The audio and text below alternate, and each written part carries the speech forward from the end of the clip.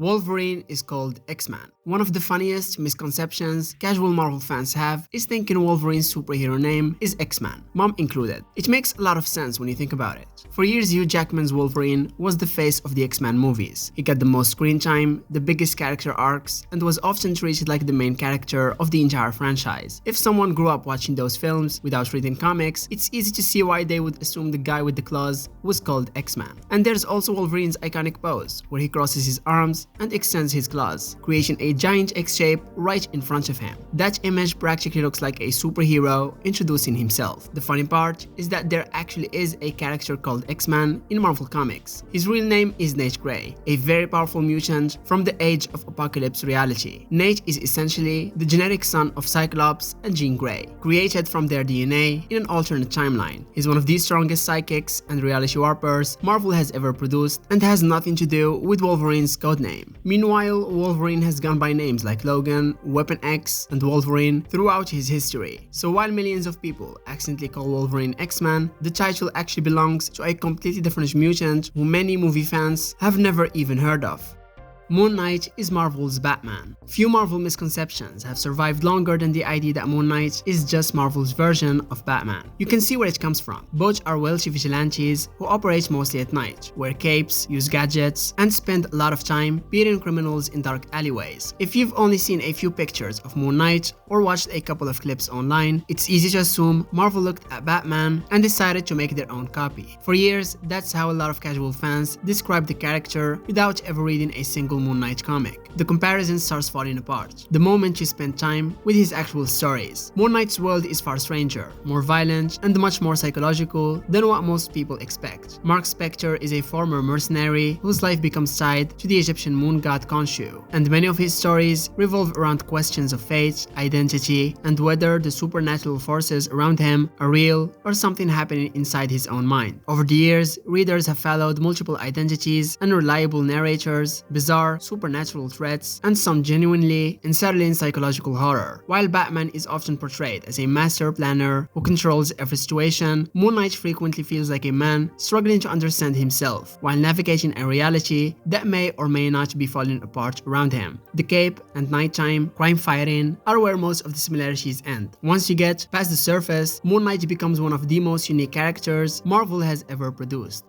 Marvel is just for kids. Spend enough time online and you'll eventually run into someone saying that Marvel is just kids stuff. It's not hard to see where that idea comes from. Well, the MCU is the version of Marvel most people know, and those movies are designed to appeal to a massive audience. They are filled with colorful costumes, family-friendly marketing, and plenty of jokes. Disney's involvement only reinforces that image for a lot of people. If your entire experience with Marvel comes from watching a few MCU films, it's easy to picture the whole brand as light entertainment, while heroes crack jokes, punch villains, and save the world before the credits roll. The reality is a lot more complicated. Marvel has stories for kids, stories for teenagers, and stories aimed squarely at adults. Some comic runs go into places that would genuinely shock people whose only reference point is the movies. We're talking graphic violence, body horror, abuse, addiction, political conflicts, religious themes, psychological breakdowns, and tragedies that leaves characters permanently scarred. Certain stories deal with rape, genocide, war crimes, and questions about morality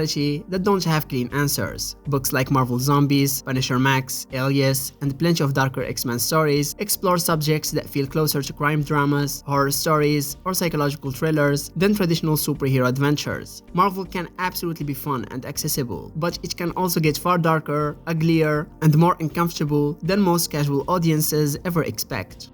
Marvel and DC are basically the same thing. From the outside, it's easy to see why some people think Marvel and DC are similar. Both companies have superheroes in colorful costumes, giant crossover events, secret identities, alien invasions, and enough movies, shows, and comics to fill an entire lifetime. If someone isn't deeply into comics, the differences can blur together pretty quickly. You'll even find people mixing up characters, thinking Batman and Iron Man belong to the same universe, or assuming the Avengers are just Marvel's version of the Justice League. To a newcomer, it can all look like one giant superhero genre with different logos slapped on the cover. The deeper you go, the more obvious the difference has become. Marvel has traditionally focused on heroes who feel like ordinary people dealing with extraordinary problems. Peter Parker worries about paying rent. The X-Men face discrimination, and the Fantastic Four function more like a dysfunctional family than a perfect superhero team. DC often leans more heavily into mythology, legacy, and larger-than-life figures who feel almost legendary.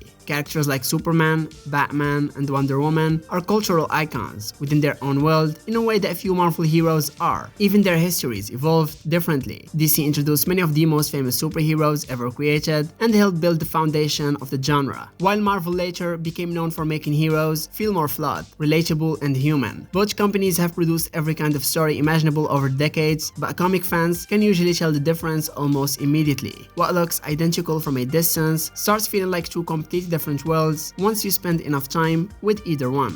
Spider-Man shoots webs from his body. Ask someone who only knows Spider-Man from movies how Peter swings around New York, they'll tell you the webs come straight out of his body. You can thank Sam Raimi's Spider-Man trilogy for that one. In those films, Peter naturally produces organic webs after being bitten by a radioactive spider, so he never needs to build any equipment. Since those movies were massively popular and introduced Spider-Man to an entire generation, a lot of people grew up believing that was simply how the character worked everywhere. It also feels like a logical power to have. If a spider-themed hero can stick to walls and climb buildings, shooting webs from his wrist doesn't sound out of place at all. The comics tell a different story. Peter Parker is actually the one who invents the web fluid and designs the web shooters himself. It's one of the earliest examples of his genius-level intelligence. Long before he became an Avenger, Peter was already creating technology that most adults couldn't dream of building. The web shooters are such an important part of the character because they constantly reminded readers that Spider-Man's greatest strength isn't just his powers, it's his brain. Running out of web fluid, repairing damaged shooters, or coming up with new web formulas has created countless memorable moments over the years. For many comic fans, that's part of what makes Spider-Man so special. He's not just a kid who got powers, he's a kid smart enough to turn those powers into something extraordinary.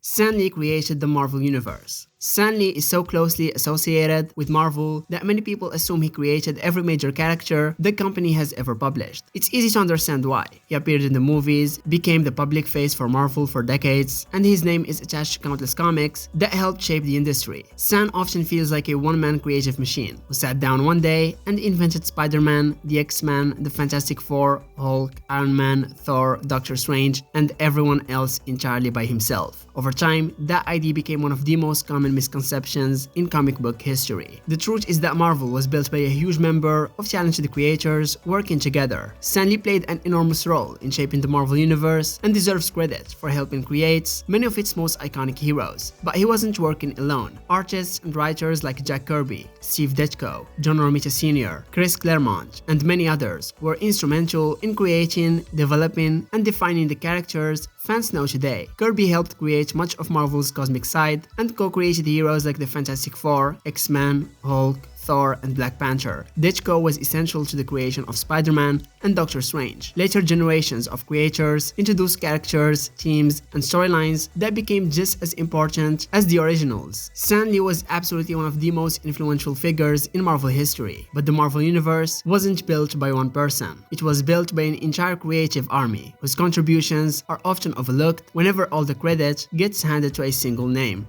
Venom is just a costume, aka Black Spider-Man. One of the most common things people assume about Venom is that he's just Spider-Man's black suit. That's usually because their first exposure to the character came from toys, cartoons, memes, or movies, where Venom is often introduced after Peter Parker gets the alien costume. From a distance, it honestly looks like a reasonable conclusion. The black suit has the white spider logo, Venom has the white spider logo, and both are connected to Spider-Man. For a lot of casual fans, the giant monster with fangs is simply what happens when Spider-Man's costume turns evil. Some people even refer to Venom as the Black Spider-Man because they don't realize there's a separate character underneath all that alien goo. But the reality is a lot more interesting. The black suit and Venom are connected, but they are not the same thing. The suit is actually a living alien organism known as a symbiote, and after leaving Peter Parker, it bonded with Eddie Brock, creating Venom as most fans know him today. From that point on, Venom became his own character with his own stories, enemies, motivations, and supporting cast. In fact, there have been multiple Venoms over the years, including Eddie Brock, McGargan, Flash Thompson, Dylan Brooke, and others. The symbiote itself has also developed an enormous mythology involving entire alien civilizations, powerful offspring, and cosmic threats that have nothing to do with Spider-Man. What began as a black costume eventually grew into one of Marvel's biggest franchises, proving that Venom was never just a suit hanging in Peter Parker's closet.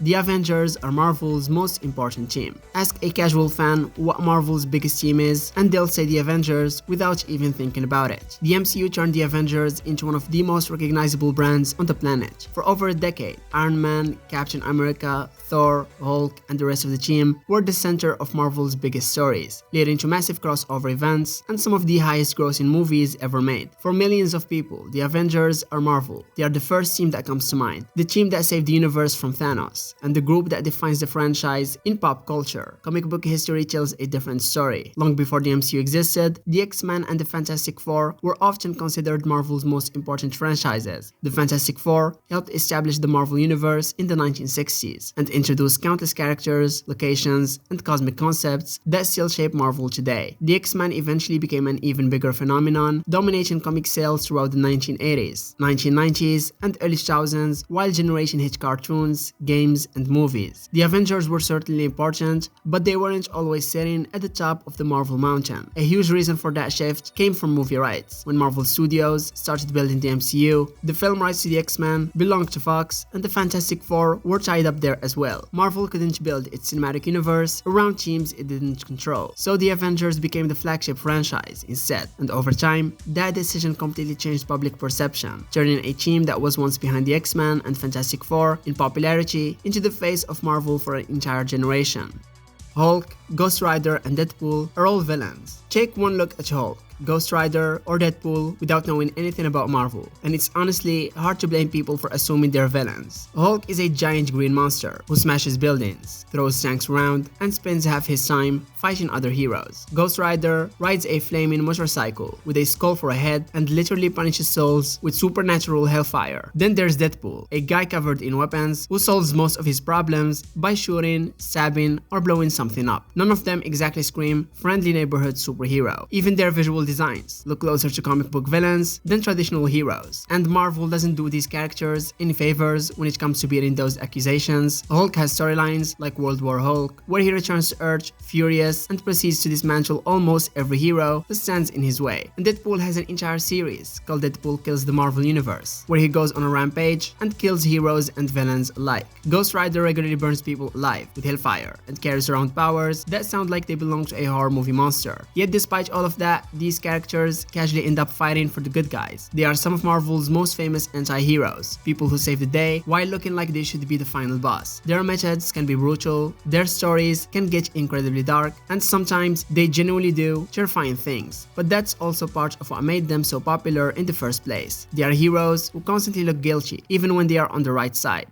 The MCU is an adaptation of Marvel Comics. No, the MCU isn't simply bringing comic book stories to life exactly as they happened on the page. The movies use the same characters, the same costumes, the same villains, and often borrowed names of famous comic storylines. When people hear titles like Civil War, Infinity War, Secret Invasion, or Age of Ultron, they naturally assume they are watching direct adaptations of those comics. In reality, Marvel Studios usually treats the source material more like inspiration than a strict blueprint. The MCU constantly changes, combines, removes, and reinvents elements from the comics to fit its own universe. The comic version of Civil War involved hundreds of heroes fighting over superhero registration, while the movie focused on a much smaller conflict between the Avengers. Infinity War in the comics revolved around Thanos trying to impress Mr. Death, something completely absent from the films. Secret Invasion was one of Marvel's biggest paranoia-driven events, with heroes discovering that Skrulls had secretly replaced major characters for years, while the MCU version told a much smaller and very boring story. Sometimes Marvel Studios keeps the name of a storyline while changing most of what made the original famous. That's why why comic readers often go into MCU projects with very different expectations. The movies aren't trying to recreate Marvel comics page for page. They are taking ideas from decades of stories and reshaping them into something new for a different audience. The Hulk and Bruce Banner are the same person. Most people know that Bruce Banner turns into Hulk when he gets angry, so naturally they assume they are the same person. That's how the character is usually introduced in movies, cartoons, and pop culture. Bruce gets mad, transforms into a giant green monster, causes chaos for a while, and eventually turns back. Simple enough. The problem is that the comics spent decades adding layers to the character until things became far more complicated than a scientist with anger issues. Over time, writers started treating Hulk as more than just a transformation. They explored the idea that there were multiple personalities living inside Banner's mind, each with its own thoughts, emotions, and goals. Once you get into the comics, you discover that Hulk isn't even one character. There have been several distinct Hulk personalities, including Savage Hulk, Grey Hulk, Professor Hulk, Devil Hulk, Worldbreaker Hulk, and others, all behaving differently and seeing the world through their own perspectives. Some versions are childlike, some are intelligent, and some are genuinely terrifying. Stories like Peter David's Hulk Run and Immortal Hulk push this concept even further, treating Banner's mind almost like a collection of separate individuals constantly fighting for control. That's why comic fans often talk about Bruce Banner and the Hulk as if they are two different people sharing the same body. The movies touched on this idea occasionally, but the comics fully embraced it. For many readers, Hulk isn't simply Bruce Banner when he's angry. He's an entirely separate presence that has been arguing, battling, and coexisting with Banner for decades. All superheroes don't kill. This one is one of the biggest assumptions people have about superheroes. A lot of that comes from characters like Batman and Spider-Man, who are famous for refusing to take lives even when facing their worst enemies. Movies and cartoons have reinforced that idea for decades, so many fans end up thinking every superhero operates under the same moral code. The image of a hero is often tied to mercy, second chances, and finding a way to stop the bad guy without crossing that final line. It sounds good in theory, but the Marvel universe has never been that simple. Marvel is filled with heroes who have absolutely no problem killing when they believe it's necessary. The obvious examples are characters like Punisher, Wolverine, Deadpool, Blade, Ghost Rider, and Elektra, who have body counts that would make most villains jealous. Then you have heroes such as Black Widow, Winter Soldier, Moon Knight, Cable, X-23, who have killed enemies in battle countless times. Some heroes are willing to do it, only in extreme situations, while others barely think twice when facing a serious threat. Even Captain America, Iron Man, and Spider-Man and Daredevil, and the X-Men have stories where deaths occurred because of their actions, decisions, or circumstances. The idea that superheroes never kill mostly comes from a handful of famous characters whose personal rules became so popular that people started applying them to the entire genre.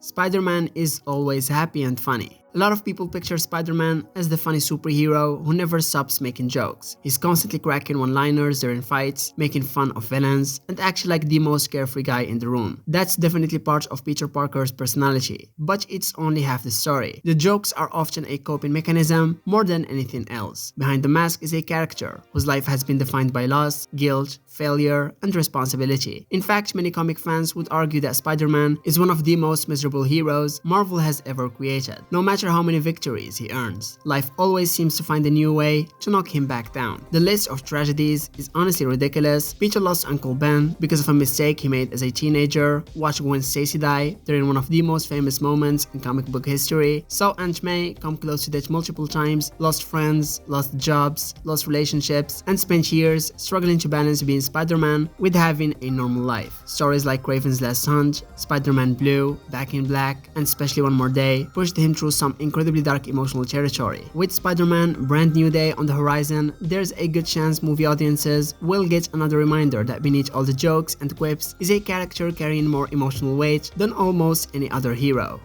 Galactus is just a giant purple villain. At first glance, Galactus looks exactly like the kind of character you'd expect to be a supervillain. He's a giant purple guy in ridiculous armor who shows up from space and threatens entire worlds. If you've only seen pictures of him or heard people mention that he eats planets, it's easy to assume he's basically a larger version of Thanos whose only goal is destroying things. That's how a lot of casual fans view him. Giant cosmic bad guy arrives, heroes stop him, everyone goes home. simple. The problem is that Galactus has always been far more complicated than that. He's not motivated by hatred, greed, revenge, or world domination like most villains. He consumes planets because it's necessary for his survival. In Marvel lore, Galactus is often treated less like a person and more like a force of nature. Characters have compared him to a hurricane, an earthquake, or a cosmic law of the universe itself. Some stories even suggest that reality needs Galactus to exist in order to maintain a larger balance. That's why comic readers usually don't place him in the same category as villains like Doctor Doom, Red Skull, or Green Goblin. He's certainly responsible for unimaginable destruction, but his role in the Marvel universe is much bigger than simply being the bad guy of the week. In many ways, Galactus is one of Marvel's most unique concepts, a character who can threaten entire civilizations while still operating as something far beyond a traditional villain.